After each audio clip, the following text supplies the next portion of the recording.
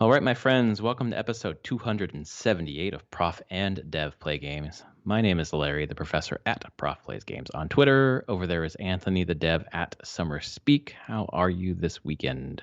Doing okay. Staying nice and warm with the wood stove, fire going. But beyond that, got to do a whole lot of nothing this weekend, which was great. And then we'll get to what we've been playing, because I spent a lot of hours doing that. Nice. That's lucky. This weekend is the weekend before my semester starts tomorrow, and I'm finally teaching this semester. So I'm just like getting ready. Although I did play a little bit this weekend, and I think you watched me play. So Yes. we'll talk about that as well. But this week we are talking about our most anticipated games for 2021. We each have a list of 10 that we're going to go through. So why don't we just jump right in? Mine are not ranked in any order. I don't know No, if you mine are have actually ranked yours. chronological, because I was just Okay. going through the list month, basically. And I don't think I made it. I may or may not have made it to 10. I haven't counted. But, I mean, do you want to start? Do you want me to start? I'll start. Okay. Top of my list here is Bowser's Fury, which is the Mario 3D World / Bowser's Fury that comes out actually in about, 12 days, 13 days. I love Super Mario 3D World. I think it's really, really a really fun multiplayer game. And then I just love the level design of that game anyways. But Bowser's Fury looks really cool. The previews that are coming out now look really, it's like this one kingdom basically. And then every once in a while, kind of like the Blood Moon in Breath of the Wild, like there's something happens. So Bowser kind of like awakens, and you have to collect all these different like cat shines when he's alive, and then you can unlock the bell to turn into like Mega Cat Mario and fight Bowser, and then it all resets and you start again. And the cool thing about it is you have a companion, Bowser Jr., who's like painting stuff and unlocking stuff and whatever else, revealing secrets. But that character can be played by a second player. So the reason why I'm excited is because my daughter, one of her favorite characters is Bowser Jr. from the amiibo, but then he was a major character in Origami King. So she just really likes Bowser Jr. And when she saw the video, she just like is very stoked to play as Bowser Jr. So I'm looking forward to this game because of the co-op with my daughter, who's just now able to use a controller and play. Like she likes to play Captain Toad and can kind of navigate pretty well. Still needs some help in the areas with no like bumpers or whatever. Yeah. But I'm looking forward to that to play with her. No, that seems pretty cool. And you said that's February, right? February 12th. Yeah. Yeah. The first game chronologically for me, shouldn't be a surprise if you listen for the last couple weeks, Persona 5 Strikers, in February 23rd. I am holding out by just kind of playing games that have a lot of grind to them, so that I can just make it the next 3 weeks and get Strikers, which... You don't want to start anything new, you mean? Nope. I just want to... There's no reason for me to buy anything new or really get invested in anything, because, yeah, 3 weeks from Tuesday, February 23rd, Strikers hits the US, finally. And after watching previews of it and seeing kind of like previews themselves talking about it, I am super excited for this game. Because I was like, oh, it's going to be much more Dynasty Warriors with like a Persona 5 more of a skin on top. Nah, It's Persona 5 with some Muso gameplay. But it's not like you're running around the maps. Your battle encounters are Muso battles. Oh, dude, I didn't realize that. That's cool. And they're not just Muso, like sometimes it's just you fighting like one giant boss in action RPG Muso style with like character combos and the whole thing. Yeah, it's a much different thing. Sorry, go ahead. It's a very different thing than I was thinking it was going to be, and I'm very excited for it. Yeah, that makes it maybe better. Yeah. I heard someone talk about kind of like this in relation to Hyrule Warriors, where Hyrule Warriors, like the Muso battling was really good because of the Breath of the Wild stuff put on top of it, whereas the rest of the game, like the story, maybe not so much. And Persona 5 is the opposite, where the Muso battling's not that great, but the rest of it's really good. And that's why, because it's not. Yeah. It's not a typical Muso. Dynasty Warriors. It's not. Right. It seems like it's small snippets of that Muso action fighting in a much longer, bigger, like 40-hour Persona 5 story, like a direct sequel to Persona 5. Um, That's crazy too. I mean, I guess Age of Calamity is like a quote unquote prequel, even though if yeah, you've played it, you know it's not really. That's interesting. yeah, and supposedly this reference, like very much canonically, is the sequel to Persona 5. And Royal, I guess it has Right. references to Royal, but doesn't have the characters from Royal in it. Mm. Um, Because they were already developing it before Royal came I out, probably. guess, yeah, something like that. The preview said that people who have played it said that it works though. Mm. How the story references the other one and it makes kind of sense what's going on. So yeah, super excited for that game. Cannot wait to get back and experience that. And it has all the music I love in it, like with slight remixes. I just Nice. watched like Kotaku had like a half an hour, like the first half an hour of it playing, and immediately just hear the music, and I'm like, "Yep, I'm back. We're done. Don't need anything else." Well, they're kind of like in a unique situation, maybe not unique, but they could have this spin-off different type of game that continues the story because Persona 6 will not continue the story of Persona 5. Nope, Like they all nope. are separate They stories, are completely separate. So, Yeah. and 6 will probably be years from now anyway. Oh, yeah. So, Right. so yeah, that's the first one I was excited about. Next one for me is and it's funny, the first two are kind of like remixes or remasters or whatever, but it's Mass Effect Trilogy Remastered or whatever they're going to call it.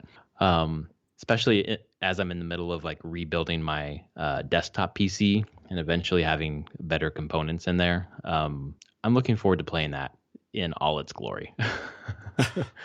Just beautiful visuals. I was thinking, probably it can push 4K if when I get the new card. Oh But yeah, my screen doesn't do 4K, but my TV sure does. So maybe I would do that. I'm not sure. But I really want to re-experience Mass Effect pretty badly. And actually, I did not do the DLC for any of the games. I don't know if there was well, DLC for the first Mass Effect. there's a couple. Oh, okay. There's like 2, and they're okay, but they were very self-contained stories. Mm. But yes, Shadow Broker though was Mass Effect 2, I think, right? it was. Yeah, It was I never did that. So that was the I last like, DLC for 2, and it was really fucking good. yeah, that's what I heard. So it's kind of a chance for me to experience that. I guess I could buy it for my Mass Effect 2, but I'm just been waiting. And I keep thinking I'll do a male shepherd run, and I'm not gonna do that. Yeah. I will do fem shep again. Yeah, something about that series, man. I was resistant to it for a long time until every time I talked about how much I liked Witcher 3, you and a couple of people were saying you should try Mass Effect, and I'm really glad I did. So yeah, looking forward to that. I don't know. I thought they said February, but that They doesn't said seem right. all they said. I looked at the blog post again. They said Okay. spring 2021. Okay, so that could be anywhere up to May, basically. Yeah, pretty much. And it could be. I assume it will be out by the end of Q2 because that will be the end of Right. fiscal year. So I'm sure they want it to come out.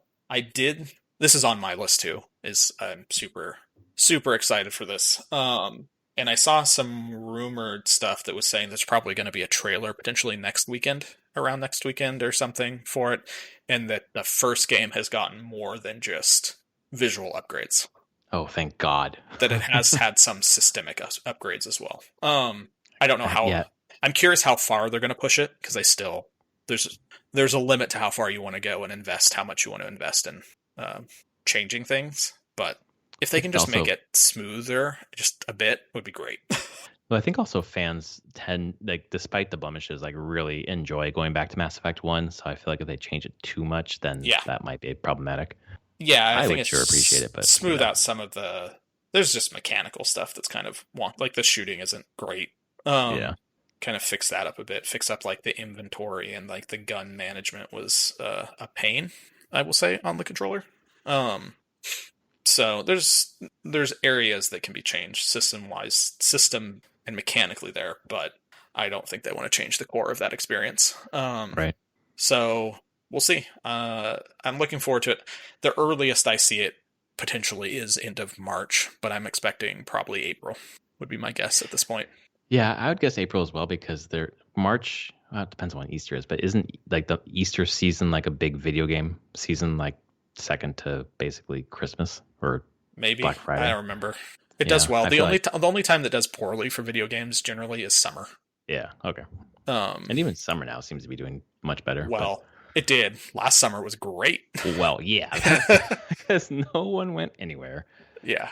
Yeah, it makes sense. People are out and about, not really playing things. Yeah, but I don't want it to come out in March because the game I'm most excited about in March is Monster Hunter Rise, and I want this thing to be absolutely nowhere around it. Was that March 26th, I think? Yeah. I'm like, stay the hell away from my time. Like I'm already, I'll do my next two that are, because they're right next to each other. It's Monster Hunter Rise on the 20, no, sorry. It's the other one, I have them backwards. Is 3 days after Strikers is Bravely Default 2. Oh. On Feb 26th, and I'm like, I'm not gonna be buying that right then or playing that right then. And then Monster Hunter Rise is the 26th of March, so I'm like, Bravely Default 2, I really want to play you, but I think you're getting kicked down the road till summer, probably June, because I'm pretty sure Mass Effect will also come out sometime, probably, like I said, April. So May, June for Bravely Default. But then Monster Hunter Rise is the one that's just like, yep, gotta keep some space around that game because that's gonna consume a lot of my time. Yeah. A lot of my time. Are you playing with the same group that you played World with? Yeah, we'll probably play together. I'm trying to see here. I haven't re-ordered the big collector's edition of it. By big, I say in quotes. It comes with one of the amiibo. Oh, nice. Yeah, it's the Monster Hunter Rise collector's edition. It comes with a bunch of cosmetics, but it comes with a Magnolimo amiibo. Sure. Guess that's a new monster. It's a new monster. So it comes with, and then I realized there was other amiibo that I don't have. They're going to come out the same day. I thought they were Japan only, or that was the last Monster Hunter, maybe. That was the last Monster Hunter. I think these ones are US too. Okay. The Palico and the whatever they call the dogs in it. It's a cat and a dog amiibos. So yep, I'm all in for this game. The demo worked great for me. I really enjoyed it. It played and performed way better than I was expecting for this on Switch. So yep, I'm all in. I want to hunt monsters. There's between the group that I had been playing with before, and there's a bunch of people at System Era who also really like Monster Hunter. So I'm sure we'll all be playing together. Right. Yeah, it's nice when you have a big group to play with. I know how much you loved playing World with that group. Like you were like down for 150 hours down that rabbit hole.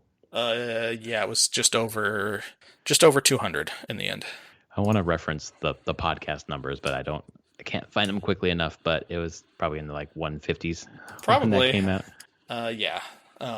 It was a lot of playing, and it finally, the whole mechanics of Monster Hunter and like the loop finally clicked for me, and I'm like, oh, I get this. I get why people keep playing this, and I get the mastery curve on it and why it's so compelling to just constantly challenge yourself on these new monsters.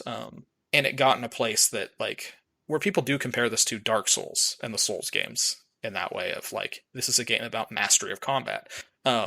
Weirdly, I find Monster Hunter is just the whole experience of being like, I'm just going to hunt. You're basically just going to hunt the boss.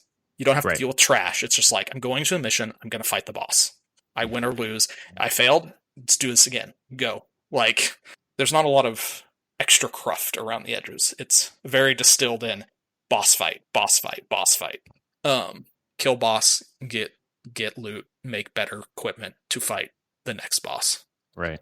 Yeah, that's the compelling part of that loop is that it's just basically boss rush with some other stuff. I just had a hard time navigating how to do that in World, and that's more on me than the game. So I don't know. It's a complex game.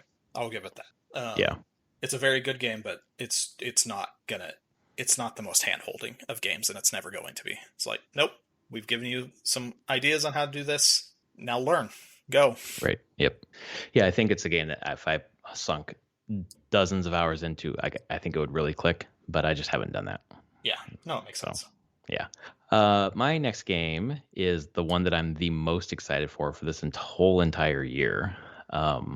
And it's Ratchet and Clank Rift Apart. Nice. I never played a Ratchet and Clank until the 2016 like remake of the first one came out, and I just fucking loved it. It was just gorgeous. Like the mechanics were really fun. Like there's so many different weapons, and you're just kind of juggling, switching between the weapons, and you're I don't know, like accessories, and I thought the level design was nice. The boss fight, the whole design of the enemies was really engaging. And this looks like it's going to like take full advantage of the PS5, both the DualShock control or DualSense controller, and then how fast the SSD is to kind of pull between two different worlds, just kind of at the snap of your fingers. Of anything in the year, like I'm just looking forward to that for just pure gameplay fun, and I can't wait. Like that's day one, night one. As soon as it unlocks, I'm down and playing that game. Nice. It looks incredible. I'll say that. Like visually stunning. And it seems like they're nailing the mechanics of what it just the feel of like the different guns and weapons and gadgets, and honestly it looks like an animated movie a lot of times. Yeah. Right. That's it's what pretty the 2016 incredible. one looked like. Yeah, and this one looks even better, which is crazy. Yeah. No, it looks really cool, and if I can piggyback off that onto like the PlayStation game, I hope it comes out this year. They say it's coming out this year. Horizon Forbidden West. Yeah. Like, holy shit, day one, I'm in. Let me explore the ruins of the West Coast. It's gonna be great. Looks it would gorgeous. Be nice to be where we are in that game. Yeah. I think it's San Francisco. I think they showed in the trailer. It's like that part of California there. And I assume, however, they compress the distance from there to the west from I guess at the end of that southwestern Utah Monument Valley area. Right. But I'm ready to go back to that world, be around with Aloy and all the other cast again. Curious to see where it goes. What's next? Is it Silas will be back? Yes, Silas. Yeah. I mean, I assume so. He has to be, really. Right. Yep, the way that ended. So I'm curious for that, and like anything, it looks incredible. I already felt like Zero Dawn played incredibly well. So if ideally they don't break the gameplay and just do iterative improvements on the mechanics, but I don't want a wholesale new mechanics on control and fighting. Like, I enjoyed the combat quite a bit once I understood it. Yeah, the combat was superb. Like once you really figured out the weapon wheel and putting down the traps and bringing out your bow, or all the different ways that you can use the elemental on your bow. For me, they would have to do one thing for me to get pretty excited about this game. And I'm really worried this game is going to come out. Like, I'm worried they're going to delay it to like fall, and Breath of the Wild 2 is going to come out. And we're going to have a Horizon versus Breath of the Wild it's possible. Again. I'm putting on the fact that I'm like, Nintendo has been so silent on that game that I can't even consider it coming out this year. Right. Like, they could do a direct this week and say, hey, look what's coming in the fall. But I just don't know. They've been so silent. That would almost break the internet. If the whole GameStop stock thing wasn't breaking the internet, that would. It's true. I don't see it, though. I agree with you. But I would love to see Aloy be able to climb anything. I would hope that that's part of it now, just because of how much that's become standard in open world games now, for the most part. And I get it. When Horizon was coming out, its development time was at the same time that Breath of the Wild's development was. So right. They were locked into their ways of a more fixed traversal system, but I don't think that works in the world that we live in now. So I hope that they've taken the time. I don't see why they couldn't put it in. It's just animation support and then level designing, or designing the world in a way that is okay with that free range of climbing and motion. Right. And I don't know, they have flying. They were showing a lot of like flying robots and stuff in there, and robot dinosaurs. Maybe Aloy gets a glider. I don't know. Maybe she gets to do that stuff. Jump off and glide down. I would love to see it. That'd be such a great mix of the two. Climb up the ruins of the Golden Gate Bridge to the top and then jump off. Yeah, I'm looking forward to reviews on that one. I don't think it's going to review poorly because the first one didn't. I can't see it, but I guess I'll be looking for specific things to signal to me whether or not I would want to jump in. That makes sense. Yeah. Another one for me that I'm excited about just based on pedigree is Returnal, which is the Housemarque game. Right. Yeah, I like a lot of their, Resogun obviously was one of my favorite early PS4 games. And just all those kind of arcadey shooter games were super fun. Nex Machina, etc. This is not at all like that. This is a third person over the shoulder. I don't know, action adventure game. Yeah. Looks gorgeous. Looks like there's some sort of like resurrection mechanic. I'm not exactly sure what. I've tried not. I think lately I'm trying not to dig into like trailers and stuff for games that I know I'm interested in because I kind of don't want to be spoiled on anything. And I do a pretty good job of avoiding spoilers for most things. Like even Last of Us 2, I still don't know anything past where I've played. So yeah, I mean, it looks good. I trust Housemarque. I think it's going to play well. I'm interested to see how they present a game that has a different gameplay perspective, Yeah. basically. It was just delayed this week. Yeah, it's delayed Set to April. April. As far as I remember, which is fine because I had forgotten it was earlier than April. So That's good. Just in my head is April anyway, so that's great. I think it was probably March and it got delayed a month. There's part of me that's wondering if this is going to be potentially free for PSN. Oh, for PS Plus? Yeah, because like as of dude, tomorrow, Destruction or the third Destruction All Stars right is free, and it looks like and that was first party Sony, right? Destruction All Stars. Yeah, I don't think it was first. Was it first party? Maybe it's not. Did it? I still don't really know what that game is. It's published. Lucid Games made it, but it's published by Sony. Yes, Sony is the publisher. I don't know what the game is either, but it's going to be free, so I'm going to try it. Yeah, me too. I'm looking forward to trying it for sure. But Returnal is one that I see potentially maybe being a free PS5 game on through PS Plus. Dang, dude, I don't know what date it got pushed back to in April. Do you know? April 30th. Oh, that's okay. So you're thinking, because I was thinking the way it's lining up is it seems like they have every 2 months a PS5 game. It could be May. But February, March, April would be the next one. May wouldn't hit if they're 2 month cadence for PS5 games. Yeah, I don't know, but yeah, I'd love to see it, but I'm still in to buy it. So yeah, just in a way of wanting to show off, give people more reason to get PS Plus in games, and PS5s if they're available at the time. Well, I think this month, the February, it's Destruction All Stars, it's Control Ultimate Edition, which is awesome, and then Concrete Genie, which is a great game. Yeah, that's a really solid month, man. Yeah, and so and the Control Ultimate Edition is the PS5, PS4 version. Oh, yes, exactly. I'm sure it looks amazing on the PS5. I almost bought it for PC. I'm like, I want to do ray tracing. I want to experience it. I almost did, and I was like, I have too many games. I'm not doing it. And then this happens. I'm like, oh, I'm so glad I waited. I'm excited to try that game on PS5. Yeah, it's a good lineup. I think Returnal looks really cool. But and I hope maybe it's just on my.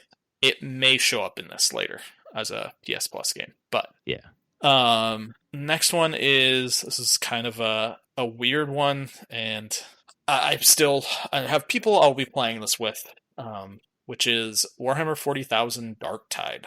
Ever heard of Vermintide?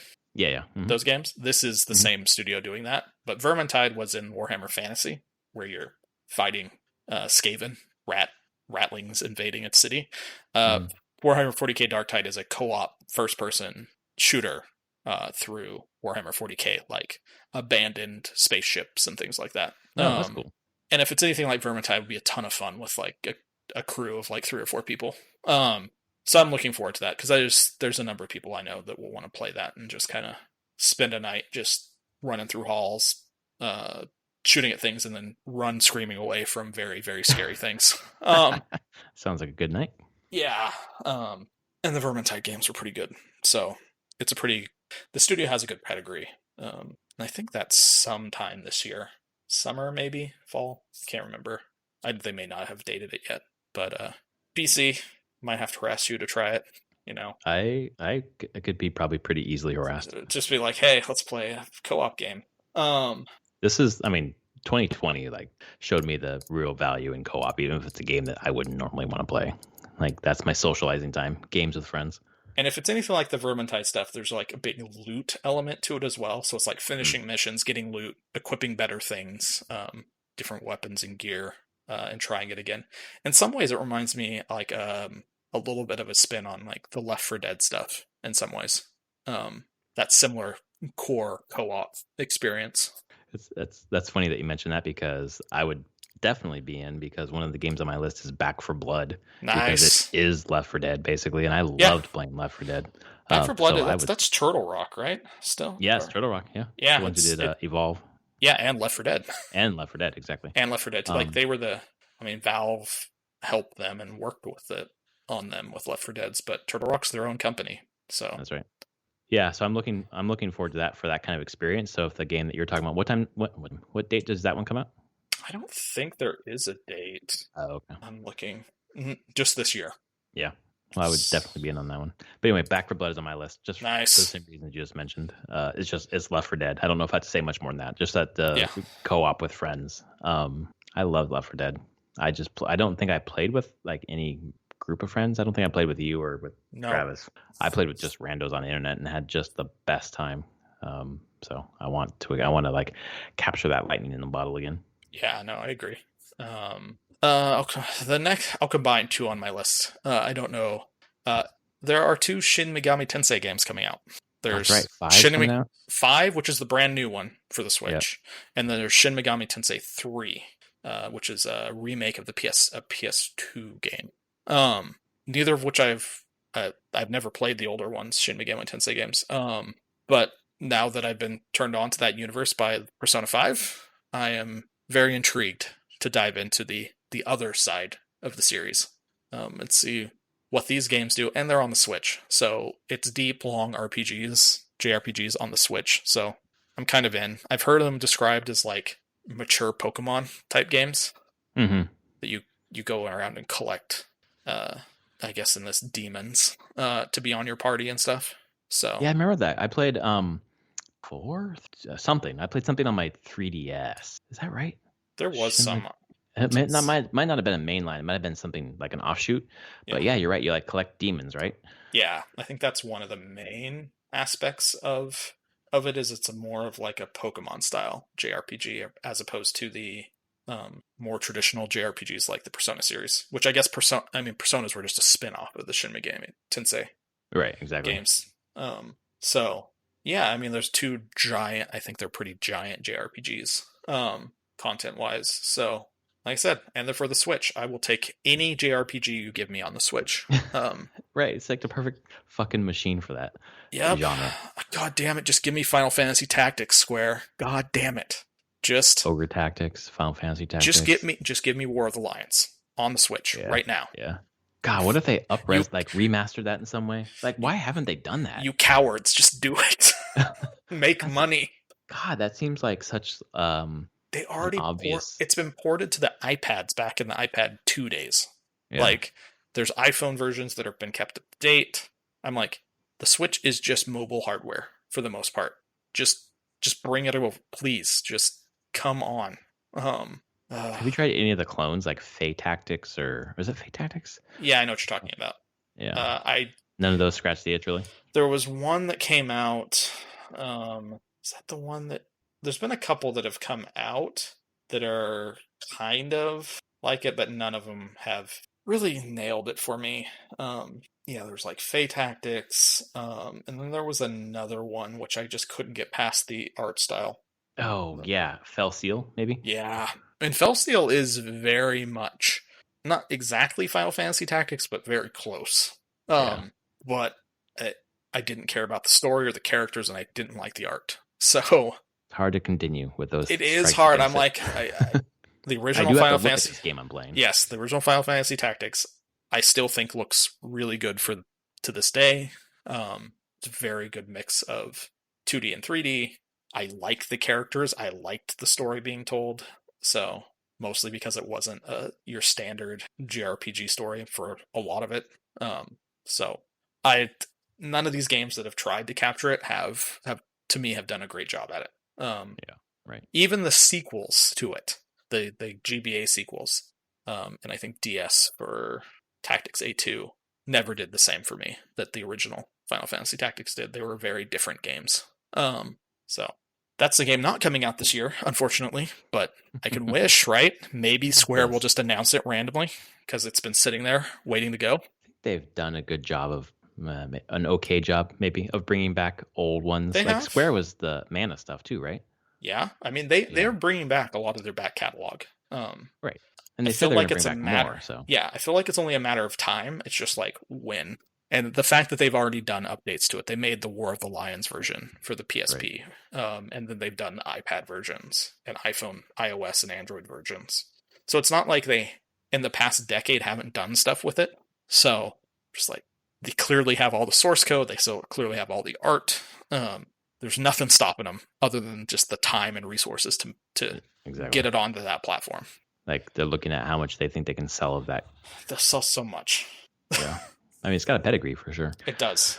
For me, the next one is one that I was originally going to buy an Xbox for, but I was like, now I'm going to have a pretty beefy computer at that point, so I'm not in the market for an Xbox anymore. Halo Infinite. Yep. I'm looking very forward to playing that game. I played all 4 Halos co-op with Brad, and I would love to play co-op that one again. It's just Halo. It just feels good. The story is, I think it's dumb. But the gameplay is great. You know, I really, really enjoy the gameplay. Yeah. It feels nostalgic, even though I didn't get into it till later. So yeah. It's done. It's not on my list, but it's honestly at this point I don't know if I'd play it because I've missed so many. 3 was the last one I played. So I hope it's a reboot of the story, that it wouldn't matter if you played. I'm not a hard reboot. I mean, just like you don't really need to play the previous ones to kind of get into this one, even though it does have continuations for people who've been playing. Because 4 and 5 were 343, right? Yes. That was where and I never played any of the 343 ones. So right. I doubt I'll jump into Infinite because I'm like, I don't know what's going on. maybe Infinite is a complete reboot. Who knows? I gotta tell you, I don't really know what's going on either. And okay. Even though I played all 5 of them, so I guess I'll just wait for it to come out. If they can truly hit you can pretty much go anywhere you want to on the ring, like much more free, open-ish world type thing. I'm in because that's the dream I've always had for that game and was always presented originally. And I want to experience that. I just don't know if that's actually what it's going to be, or if it's still just going to be you're in a big map and there are walls though. You can't just get in a flying vehicle and fly away. We'll find out though. I don't know what the plan is. It's gotta be fall. The plan was to release this past year, but that failed. So I don't know what the plan is. Right. Seems like all the top 343 leadership is gone, and they brought in new people. So, but I mean, that's been the problem with that studio and this game for its entire development. It's kind of hard to keep people around, right? Because it's industry-wise, it doesn't have a great reputation of a place to work. And then you also hire a bunch of contractors who work for 9 months and then have to not work. So, right. So makes it hard to make a game. Talking about hard to make a game, I'm still holding out hope for Vampire Bloodlines 2 for this year. Even with all the drama. Yeah. I'm just like, oh God, please be okay. But I will always put an asterisk around it being like, this could be terrible. This could be a cyberpunk mess again. I hope not. But it definitely feels like there's been a lot of trouble getting that one across the finish line. But I'm really excited to play a vampire game set in Seattle. And they mapped. Some people at System Era actually came from Hardsuit, had been working on this game, and they're like, yeah, the trailers and stuff show off. Like, they show off Pioneer Square. They're like, yeah, we walked around Pioneer Square and took a lot of photos and recreated Pioneer Square in this game. And I'm like, God damn it. There's just something very cool about playing a game so meticulously trying to recreate the city. Especially a game whose predecessor you really enjoyed. I did enjoy. It was had some very, very big flaws, but I enjoyed the story a lot and the characters. Had some nice twists, and really did the World of Darkness, the vampire RPG stuff, did it justice in its themes and story. So I have high hopes for this, but I mean, one of the people that was fired was the main story dude. So like the creative director or something like that, right? Yep. So I don't know what's going on with this thing right now. But I'm excited, and it's on my list of like, I hope it comes out at some point. I mean, Paradox is publishing it. I assume this is out sometime late spring, summer, maybe, which is actually funny because that'd be about a year since it was when they first thought they were going to release. So, and then it got pushed to fall, and then it got to fall again, right? Yep. Yeah, it's got the hallmarks of a cyberpunk fiasco for sure. But they haven't announced a date since then. So Yeah, they're not that's trying. There's definitely a part where I'm like, at least you've learned that you're just like, we're just going to take the time we need to actually finish this thing and not commit to a date before we're ready anymore, I should say. probably pretty advisable for any studios at this point. Yeah, pretty much. How many do you have left? I have two on my 2 of 8 left, and then there's 2 extra ones that make up 10 total that are in a slightly different category. So I have 2. one left. I'll go through these ones pretty quickly. Kena Bridge of Spirits intrigued me when the first trailer popped up. There were some issues of appropriation I think the team's been working on, but it looks like it plays well. It's got like a third-person magical element to it where you're trying to rescue. I think you're rescuing something, people or something from the jungle, or I can't remember exactly what it is, but there's some sort of magical fantasy element to it that looks pretty cool. And then the other one that I'm super looking forward to, and I hope it comes out this year, is Gotham Knights. Yeah, I saw that one on the list. I saw that one on that list I sent you. Yeah, I think that one's going to be really fun co-op. My brother has kind of claimed time with me to play that game together, so I'm looking forward to doing that. I think Travis is going to play that as well, although I'm sure Brad is too. So that makes sense. I am not, because I don't give a fuck about Batman. You're the guy. Okay. I am the guy who must like Batman, whatever. There's good stories in Batman, but it's not a superhero. It's not a property I really identify with or engage with that much. There's a lot of respect for it. I highly respect the animated series. God, I love the animated series. It was so good. Make a game out of that, please. Please? I'd be in for that. I'm less interested in the broody grimdark that it's gone in the past, 15, 20 years. They've really focused on that aspect of Batman. Like I said, I've talked on here before. I liked Arkham Asylum because it might have been that grim darkness, but it still was very focused on the detective Batman as well. Yes. Which the movies tended to not go towards at all anymore. Lego Batman's pretty good. Yeah, Lego Batman was fine. It's just an interesting thing. I feel like Batman's a complicated property, but a lot of the current presentation of it strips it of a lot of that complication. And it's just me, strong man who just beats up people. And I'm like, that's not Batman. So I don't know what that's all about, but the video games, just nothing that I've seen has really struck me as that I really want to go out and play this. But if it was animated series, let's do it. Let's go. Kevin Conroy. That'd be so good. Yeah. God. Oh man. That get me excited. I'm in nostalgia but that's for probably that. not likely because unless they have a different studio, but they've Rocksteady's doing Suicide Squad and WB Montreal is doing this one. Yeah. If anything, I bet it's a fall game at earliest, I would think. Yeah, that makes sense. And you have anything else on your regular? I have regular one list, more on my regular list. Okay, go for it. And this is kind of out of nostalgia. I don't play a lot of fighting games, but I will play Guilty Gear Strive. Oh, nice. Which comes out. It's been delayed a couple times, but I think it's finally coming out this spring. And there's a couple people at System Era that are pretty excited for it, that are much more fighting game fans than I am, or are really, I wouldn't say fans, just really aficionados, deep into fighting games. And I'm like, I don't get that deep into them, but I will for Guilty Gear. Like I said, it might be nostalgia, but I like the characters. I like the combat system in the Guilty Gear games generally, even though each game is pretty different. And I've heard that Strive is quite a bit different than previous ones. Mm-hmm. I love the look of them, the cel-shaded animation, to the point where you're like, is this 2D hand-drawn? Can't tell anymore. Because it's not, but it's 3D cel-shaded that looks like 2D hand-drawn animation. So, pretty excited for that. We'll see. It just keeps getting pushed, because I think it was originally supposed to come out last year, but Arc System Works have just been holding off. Again, they did a beta, and they put it out at different tournaments, and just getting feedback from the community, and have been tweaking it and changing it based on that.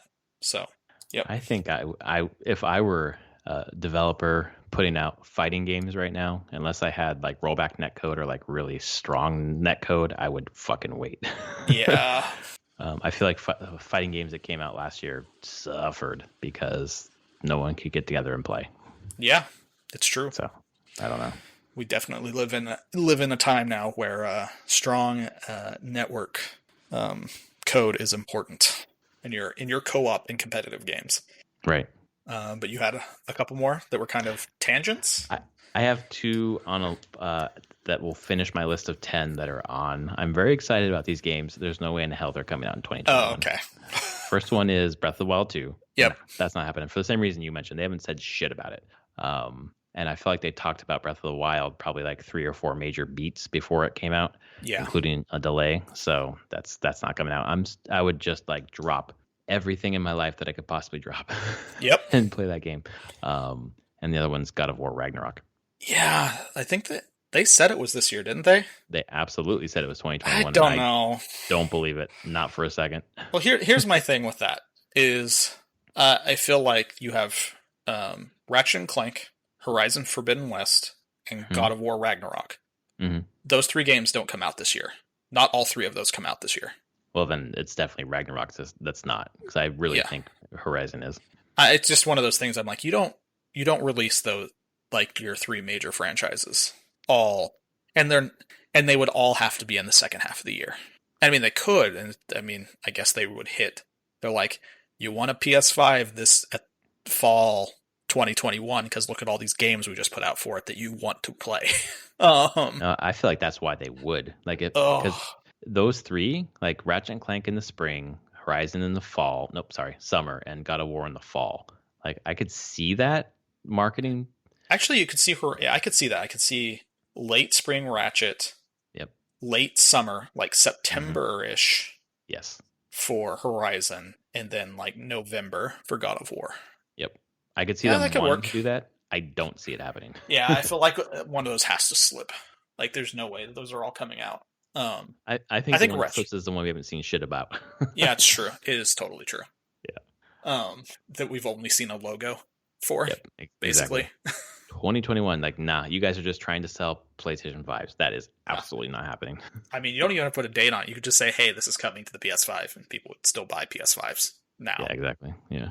Well, I guess that gives it more reason why maybe it will, but nah. I don't see. I would be happy to be wrong. Like if everything on my list comes out this year and I play nothing else but those 10 games, that's great. Yeah. That would be a fucking banner year.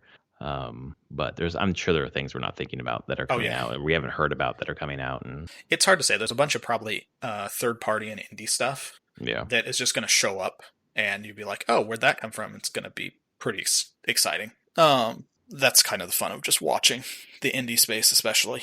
Cyber Shadow is coming out pretty soon. That looks. I saw you guys texting about it, and I was like, "What the fuck is Cyber Shadow? I haven't even heard of this thing." Yeah, I saw it. I was like, "Oh." Yacht Club published. Game. I think that's the first one they published. That's not something that they made. But I was playing Smash with a colleague from the college on Thursday, and he was just talking about it the whole time.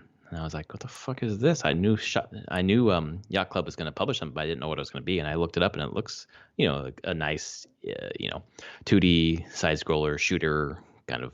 I don't know if it's like not Contra. I don't know what you compare it to. I don't know. They call it a side-scrolling action platformer.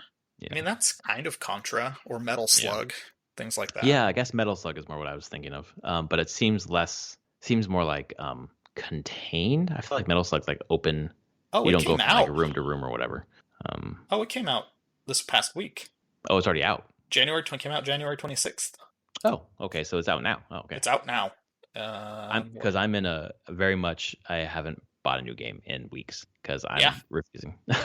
No, it makes sense. I'm really enjoying my back catalog right now, and I'm going to stick with that. I mean, that's a good transition point to your back catalog. What you've been playing? Fucking okay. So we had our bets that we do every year, and I was supposed to play Bioshock Infinite by like March or whatever. I'm fucking done. I just tore through that game. It's a short game. I only played 12 hours into it. 12, 13 hours. Which I looked, the first Bioshock is that same length. All the Bioshock games are roughly that length. That's a really nice length for a game. And I don't know if the trend is bigger because I don't know what it is. Like gamers will want to buy it if you have more, hours per dollar.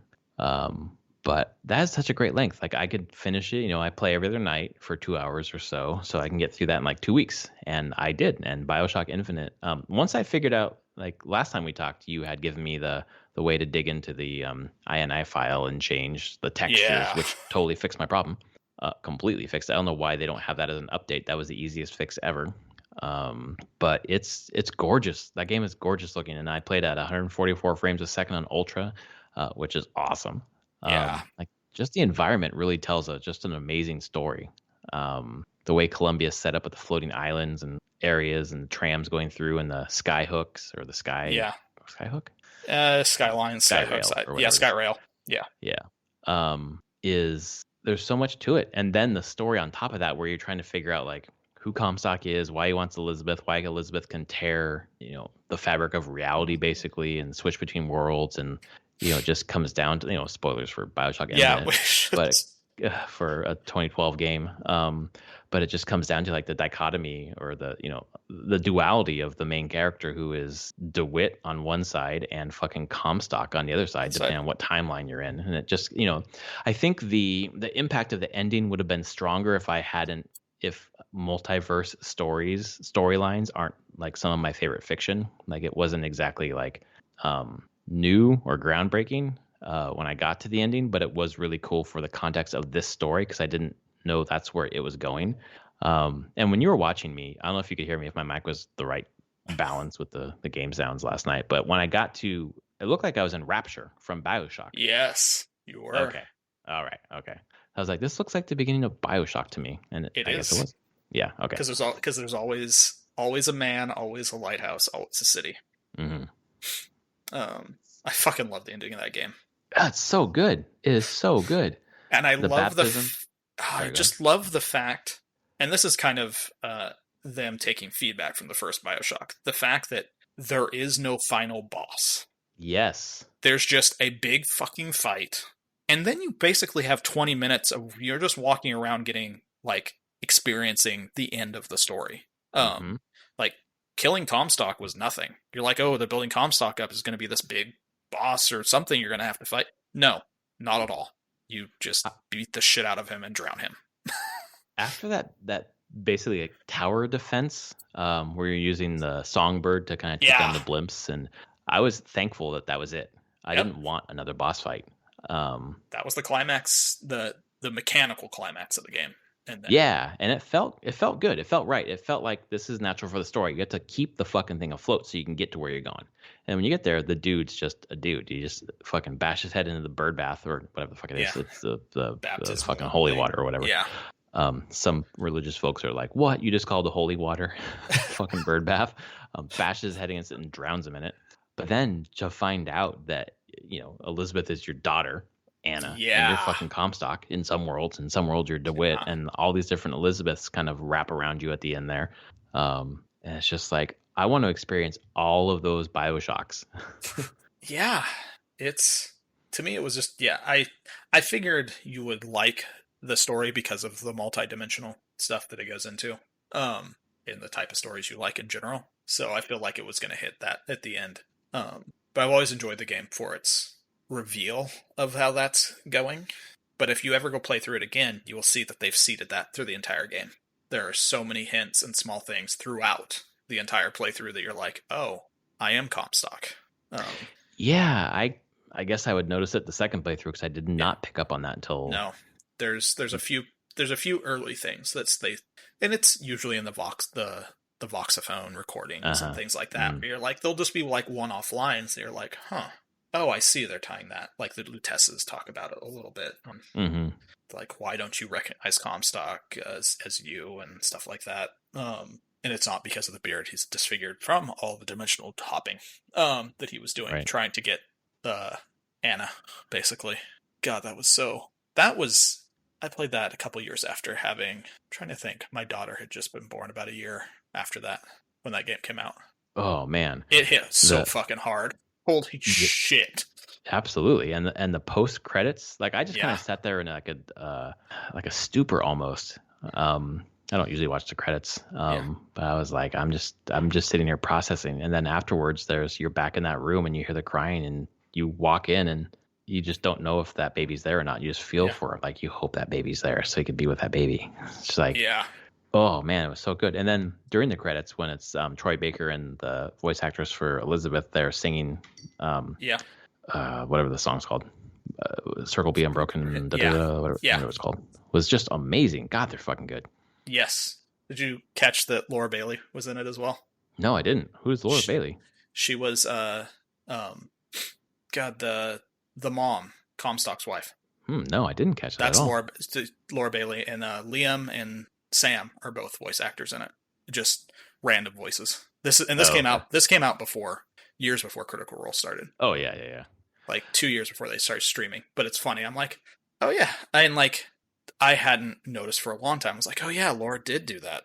Yeah, Oh, God. she's No, I didn't notice that at all. is that? Yeah, I can't remember what the name of Comstock's wife is actually. But yeah, no, they're in it.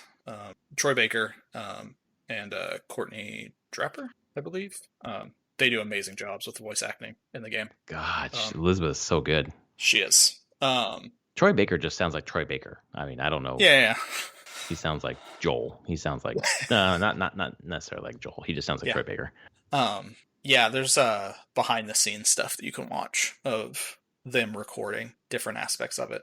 Mm-hmm. And there's like definitely one that's hard to I would say it kind of can be harder to watch, because there's a point where Courtney Draper's like tells Troy Baker, like, I need you to basically like go off on me, like call me stupid and dumb, Oh. but I can't do this, so I can and to get her into like this like frame of mind where she Yikes. records like some super like upset Elizabeth stuff. Like, it's, you watch it and you're just like, and then like they're not doing it unsafe. She's like, I need you to do this. Like, I need you to come at me and be harsh and make me feel bad, and then stop so we can actually like move on and go back to being nice, Troy. Right. Oh, Jesus Christ. But it's like they have that in the behind the scenes stuff, and you're just like, whoa. It's intense. They really embody those roles quite a lot. And then there's some behind the scenes stuff where they actually are just Troy Baker's playing the guitar and they're recording that song and stuff. No, that's what I saw. Yeah. Yeah. No, yeah. I'm so glad, man, that I played this game, and I'm just like, between Hades and this game, I'm just like, well, right now, like all in on PC gaming, which is fucking weird. I have a PS5 in the living room that I use to watch media right now, and I just feel like I'm not me right now because I'm usually like a console player. But man, I'm just like, I am so in on my back catalog. I want like the next game that's going to be as good as like 2 games in a row that have been so compelling for me. Usually it's I find one and then the next one doesn't really hit. But like, man, goddamn, 2 in a row. So good. Yeah. I'm glad you enjoyed it. I really am. I'm glad I got to watch it through the stream some. Yeah, that's so cool. Reminded me why I enjoyed it so much. It was cool to text you and like, oh my God. And he's like, oh no, I was watching. Yeah. I do remember I beat that game on my laptop at GDC. Oh dang. And I beat it before I had to go down and have like a group dinner with a bunch of studio and industry people. And I think through that entire dinner, I was just like you, just dumbstruck through it. I'm like, I can't really remember much of the dinner because I was just thinking about the game and the ending for the most part. Like, really churning on that whole thing. Because I had just been, like you said, it hits you at the end there with all the Elizabeths, and I'm both. And you're like, oh shit. Oh my God. And yeah, you said the duality of a person. Yeah. Like it's a very thematic game. Hits a lot. I wouldn't say it's subtle in its themes. It doesn't try to be, and I think a lot of people get caught up in like things need to be subtle to be good. And I'm like, no, I appreciate that that's like Ken Levine and the other writers were just like, no, we want these themes to come across very strong. And I appreciated that in games. I did too, because when I got to the end, there was just enough ambiguity that like is compelling to like kind of like reflect on it, and you just continue to like gnaw on it, but like 80% of it was clear. Like, that's the right mix for me. And you mentioned earlier, but finishing that kind of tower defense thing with Songbird and then just being kind of fed the story for 20 minutes was kind of nice too. A really nice come down. Just like, it was super intriguing. Like, okay, this is what happened. This is why. And it ended perfectly. Yeah. Like, he just comes out of the baptism and is like, nah, I'm not doing this. And then all the Elizabeths fade away, basically. Yeah. I don't know. I enjoy the game a ton. I think the first Bioshock has one moment in its story that is greater than Infinite as a whole. But the first Bioshock as a whole is a lesser story overall. Mm-hmm. And one of the reasons is because it gets you that like one amazing moment, and then you still have 3 hours of game left, and it's terrible. Like Ugh. the game Yeah. needs to end after very quickly after that moment, and it doesn't. And they got a lot of criticism over that Right. and that was kind of like the feeling of like, well, we need to add more so that it's a worthwhile story, and we need to like, what about the big boss fight? Like, it's a video game, you got to have the boss fight, right? No, you actually don't have to have the one big bad boss fight. Like, I'm sure at some point you're like, I'm gonna have to fight Songbird. Yes, But you never did. You never had to. Right. This is definitely a game that does not. It subverts expectations on what you're going to actually have to be fighting. I remember you on stream. You were talking like, I'm going to have to fight Elizabeth at some point. Yeah, I was like, You don't. is she going to be the final boss here? Like, She could. I was definitely having that in my head. Like, there's going to be some twist or whatever, like final boss that I'm not thinking about that I need to, attack or whatever. And no, it was just that tower defense, which you may have been watching when the first time through. I was like, because I died once, I had to do it again. I was like, oh, it's a tower defense, because I was like trying to, I was running around on the sky hook or the skyline or whatever. And just letting them shoot the core. Yes. Yep. And then I had like 6 people there just shooting at the core. I'm like, what are they doing?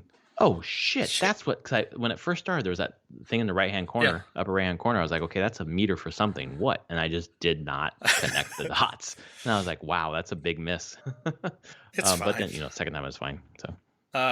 Yeah.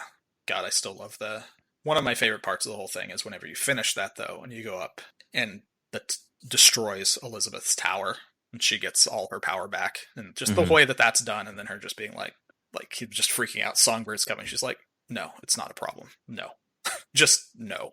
And you're just like, let's show just how truly powerful she is as a character. Right. So I don't know if for continuing on, I would tell you it would be at least important, even if you didn't play the first Bioshock, to watch the first Bioshock if you wanted to continue do the Burial at Sea DLCs. Oh, that's a good idea. Because I might play they're just in what happens in the first Bioshock, and some of the characters and stuff in the first Bioshock are important in Burial at Sea. So I don't. It's the true connective tissue between the two games. So I don't know how well it hits if you've never played that. Right. But I think this is compelling enough that I would want to go back and play the original Bioshock. And knowing it's like a 12-hour commitment or whatever, helps. So yeah. So what have you been playing? Path of Exile. Oh yeah, I've gotten so much farther than I've ever gotten to this game.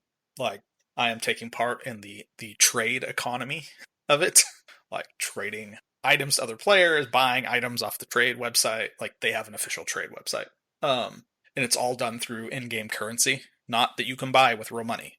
The only way to get this currency is just play the game and sell things, and so it's like Stones of Jordan in Diablo. Oh yeah. Think of if a game decided they're like, so people trade things based on how much something is worth of Stones of Jordan. Cool. What if we just made lots of currencies that you get while playing, and that's what you buy and sell stuff with in the game with other players, and make it so that there can't be a gray market. Like, we regulate the whole thing. That's what it is. There's a whole official pathofexile.com/trade, and you can list your items and buy items. Well, that's pretty cool. It's that entire currency system just done in a way that isn't exploitable for real money.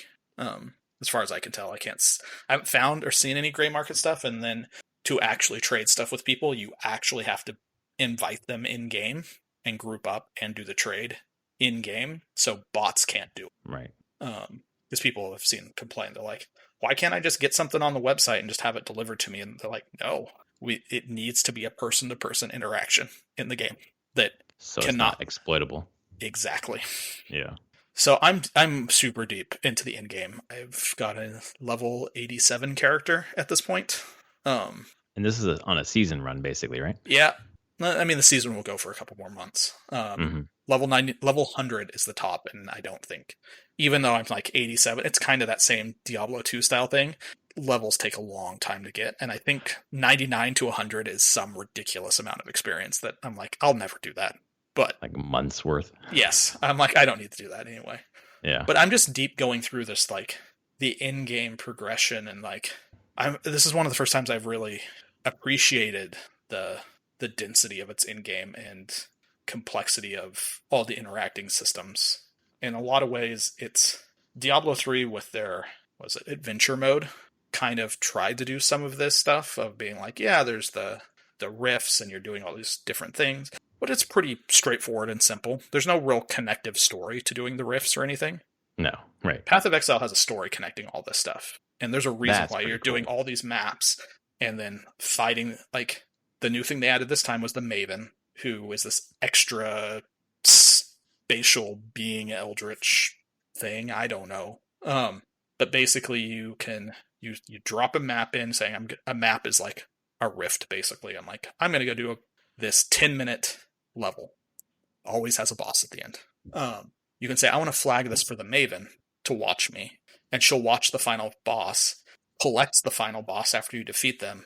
Once you collect enough of them, you then get an invitation to go to her realm, and then you fight those bosses all at once. All at once? All at once. Oh, dude. And it starts at 3. Once you do 3, then you can collect 4 more, beat those 4, then you collect 5 more, do that. And you're free to go to whatever maps you want in your giant atlas that you have to collect whatever bosses you want. And there's more complexity to this too. There's map regions, and you assign skill points to the different map regions to make different types of events occur in those regions that you might want to see. This is a game, when I talk about, I said it earlier, complexity. This game is incredibly complex, but that doesn't make it a bad game. It actually, the company making it just embraced the complexity of it and been like, the barrier is this far tall to get into it. If you can make it past that, you will have thousands of hours of things to do here. Right. I feel like for a free-to-play game, I think that's a good model. It seems like it's a good model because the people who are in it are fucking in it. Yeah. And may put money into it. Yeah, and I did. I mean, I gave them the $60 this time for just some cosmetics. But why not? I'm finding incredibly intriguing. I'm also finding the ability to do these 5 to 15-minute maps really neat. Like, I can make progress, but I can sit down on my computer for 15 minutes and run one of these things and feel like I've done something and accomplished something.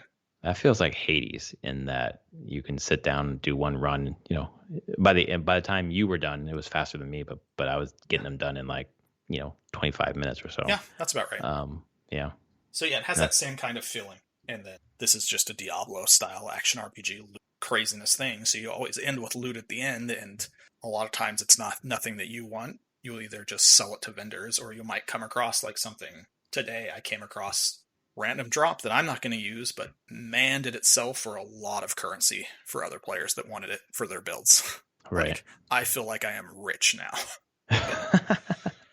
Like, I can actually go hunt out through the trade stuff now, stuff that I might want for my character as upgrades. So I don't know. I'm just in it. I'm really enjoying it. Between this, which I've been playing now, and then I want to go back and do more Stardew Valley. I think over the next 3 weeks, those are what I'm just going to jump between those 2 games. And some Destruction All-Stars, I'm pretty sure, once it's free. Yeah, let me know when you jump into that. Maybe we can do it together. Yeah, I'd love to. I'd like to figure that one out. Yeah, because you're basically trying to get to March 26th, right? Without starting anything new, real. Feb 23rd. Oh shit! Sorry, Persona 5. Yeah. Yeah, Feb 23rd. I just have 3 weeks. Oh, you're which I'm totally fine. But for listeners on the podcast, I'm probably not going to talk a whole lot about other games for 3 weeks, because that's just where we are. And I just look at it, I'm like, there's nothing else I really want to get into right now. So I'm going to try to fill in the gaps then, but go for it. I'm only going to be playing, I don't know, whatever I decide to get into after, I don't know what. I think I might do Darksiders. I was texting earlier because Brad has been recommending Darksiders Remastered for a long time, or War Mastered or whatever. And it's like, all right, I'm going to, respect the recommendation, because I feel like recommendations coming from you or Brad or Travis, like, having been, you guys are like deep into games, like they're going to be good games. So yeah. I've rarely been steered wrong. And then, the casual game that I play, which is going to be the Bowser's Fury, I play with my daughter. That's it. Looking forward to that. Yeah. So. Oh, cool. Yeah. Oof. Crazy times. Yes. Go buy your GameStop. GME stock. Go for it. Yeah, I can't believe how high that's gotten. Buy those stonks. You buy those stonks, exactly. I did buy a bunch of AMC stonks though. So we'll see how that goes. I don't think it's gonna pop like GameStop, but woo-wee. Yeah. It is. It is. I mean, but basically because of this whole shit, AMC was able to fucking like get out of debt. GameStop is worth like 22 billion right now. Oh my God, GameStop. I haven't heard anything from like the GameStop like CEO or whatever. On No, this they at don't all. want to They say must be damn like, thing. They're just like, oh my God, like deer in headlights. What the fuck? Like, yeah. How what is happening? The fucking top fucking Wall Street hedge funds just overbought fucking shorts. Yeah, and are just getting fucking pummeled. Yeah. It's fucking on CNBC, like the Jim Cramer, the Mad Money guy, was like, Yeah. "You GameStop people have already hit a home run. Just take your money." It's like, no, I think they think if they hold, a lot more of those shorts are going to have to be fucking cashed out, and it's going to raise. So Yeah, pretty much. This week will be interesting. Yeah, I have no clue. Like, it's just a roller coaster. Every day I'm just like, what's happening today? Like like what Dude. insanity are we doing to the stock market now? Which is fine. I feel like this has been long coming and long needed. And I think the thing that has always got me is Wall Street wanted an unregulated market. Here you go. You got it. Like when this whole thing started, I was like, this is just too weird to like, I don't want anything to do with this. And then when the storyline became like these fucking rich fuckers who fucked everyone over are like, you can't do that, and they want to change the rules, like fuck them, make them bleed. They've been using, and this is the thing. This has been going on. Like, yes, a bunch of Redditors and people online have been able to work together to make this happen. You know that hedge funds have been doing this for decades. At this forever. Point. Yeah. Like, the only difference now is like, oh, look at someone outside of the bubble of the hedge funds has figured out how to do this. Right. And they're taking money from us. The wrong people are making money. Fuck you guys. Pretty much. And then like these broker, like the Robinhood or whatever, like you can no longer trade those stocks. Like what the fuck? Yeah. It's unbelievable. It is. It is crazy. But if any listeners are in the GME stonks, good luck. I hope that you have made some money from it. Hell yeah. I'm hoping to join you tomorrow, but my transfer is looking a little wonky, and I'm wondering if they are also limiting something. So maybe. We'll see. We're not offering advice. We don't know anything. No, nope. But good luck. And we'll report back next week. Yep. All right, Ant, thanks for the podcast. Thanks everyone for listening. We'll see you next week. If you like our show, please tell your friends, rate us on your podcast service of choice. And yeah, we'll see you next week. All right. Thanks everyone.